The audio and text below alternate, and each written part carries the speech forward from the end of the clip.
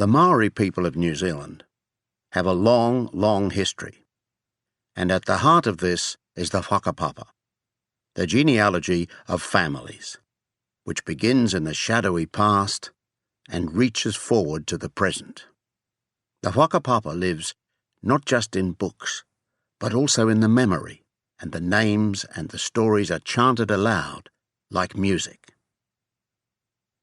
But in this story, the books are lost, and only one old, sick man holds the whakapapa in his memory. It is time to call a favourite grandson home to help. The phone rang at work.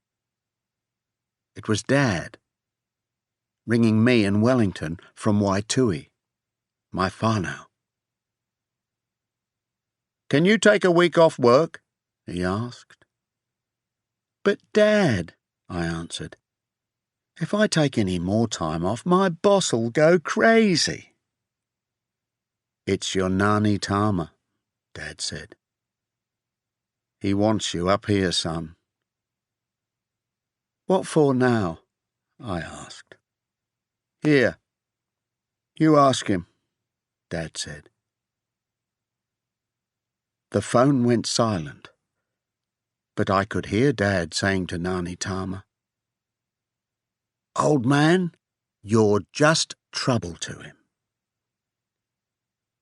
Then Nani Tama's voice called to me. "Is that you, Mokopuna?" "Yes, Nani," I sighed. "I'm here." "I need you, Mokopuna. I need you." And when I heard his soft voice repeating those words, I knew I would have to go to him. "All right, Nani?" "I need you to help me. The work is almost finished now, Mokopuna. The whakapapa is almost done. But I must go to Murapara to finish it. I want you as my driver, not the other fellas. Too fast for me, eh?" "Don't you worry, Nani. I'll come." I went in to see the boss. He took one look at my face and said, "Not again." "I'm sorry," I said. "My grandfather wants me. So I have to go. I just have to." For some time now, Nani Tama had been busy. After the whakapapa, the genealogy of the village, was destroyed, he began to write it all down again. Before this, the whakapapa had been in Nani Tama's old house. It was written in large books and kept in a special cupboard. But then came the night of the fire that ran through the house and destroyed our past. Everything that we loved was lost. The coats made of feathers, the silver sports cups, the pew-pews, the genealogy, everything except the piece of greenstone, as softly green as the river from where it had come. In one night, all gone. And Nani Tama, so Dad told me, had gone crazy, looking at the fire and crying out the name of his dead wife. "Miro! Miro!" It was a sad time for everyone, but most of all for Nani Tama. He went to stay with his daughter, my Auntie Hiraina, not talking to anyone, trying to find a way out from the ashes of the past. Much later, he had found that way. "I need a good pen," he said one morning. "I need some books to write in. Hurry, I may not have much time." He began to write the village genealogy again, to join the past to the present once more. And the village went quiet and listened to his chanting as he sang the names of the ancestors. Along the lines of the genealogy, his voice travelled, searching back, always further back to the first canoes, back across the centuries, joining the past to the present. His long years of training in whakapapa helped him greatly. His memory was like a sharp knife, cutting deep lines into soft wood, finding forgotten roots into the past. And as he chanted, he wrote down the names. Slowly, carefully. At times he was almost angry with himself at his slowness. "The memory is working well," he used to say helplessly. "But the hands are old and cannot write fast enough." So my cousin Timi was chosen to help him. As Nani chanted, Timi wrote down the names. There were some lines in the genealogy that were difficult to remember. Often, Nani Tama's voice suddenly stopped in the middle of a chant. Then the village used to wait in worried silence. Wait until, at last, the next name burst out of Nani's mouth. Then the village used to sigh. "Ah, the old man. He remembers." It took Nani Tama almost a year to write as much as he remembered of the whakapapa. During the next year, he checked his work, angry when he found a mistake or a line of missing names. And sometimes, while he worked, he used to shout, "Ehara tiwahe heare maku, ehara. I cannot go yet, not yet." He was talking to somebody, but there was nobody there. Now the old man wanted me back home. He wanted me to drive him to Murupara. The gathering of the whakapapa was almost done, but it needed one more thing to give our past back to us. "They don't want him to go," Dad told me. "Your Nani Tama, he's a sick man. Your Auntie Hiraina says he mustn't do any travelling anywhere." We were on our way to Waitui, from the railway station where Dad had met me. Nani Tama wanted to start for Murupara immediately. There was not much time left, he said. "How sick is he, Dad?" I asked.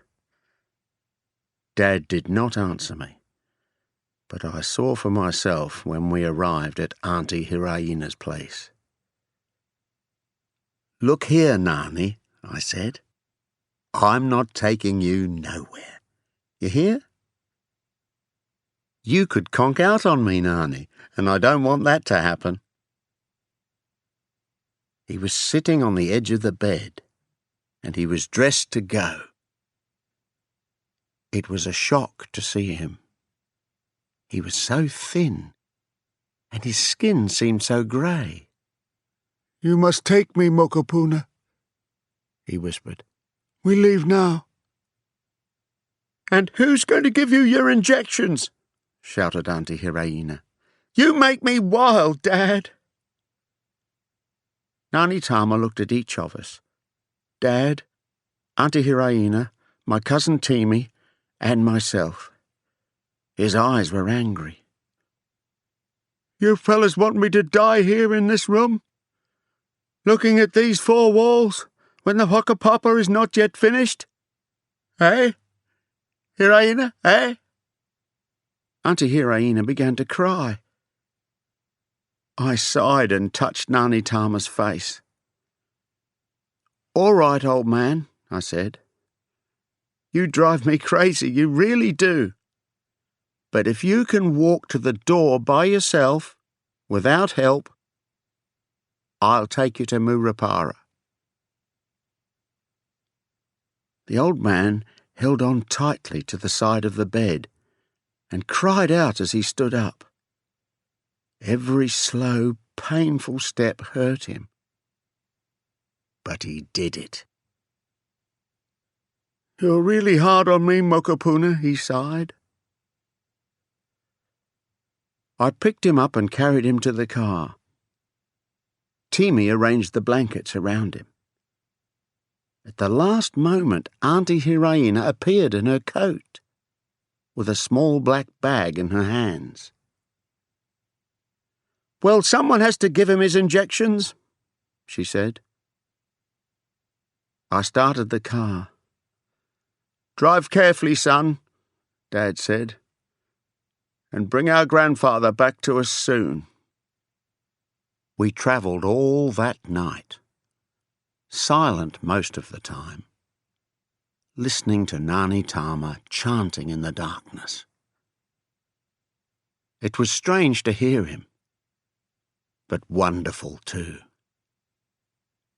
From time to time he burst into a waiata, which he had taught Auntie Hiraina. Together they sang, lifting up their voices to send the song flying like a bird through the sky. We stopped to give Nani his injections, and later to buy some kai. And just before midday we arrived at Murupara. A small place, quiet, not many people around.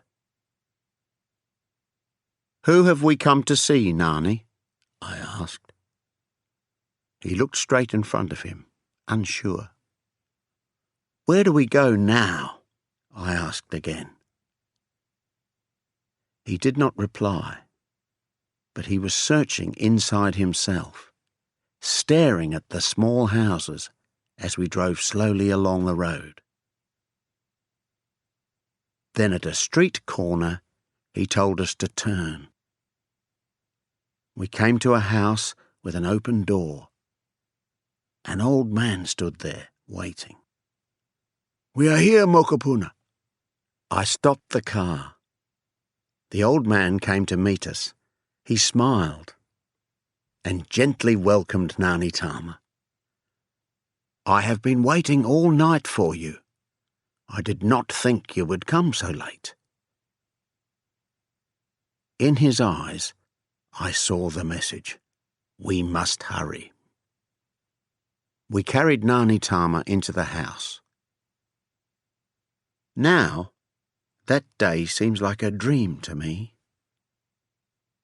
I remember the two old men sitting at the kitchen table and the soft sounds of the Maori words as they talked. The noise of the pen as my cousin Timi wrote down the names that Nani Tama repeated to him, all through the quiet afternoon and into the evening.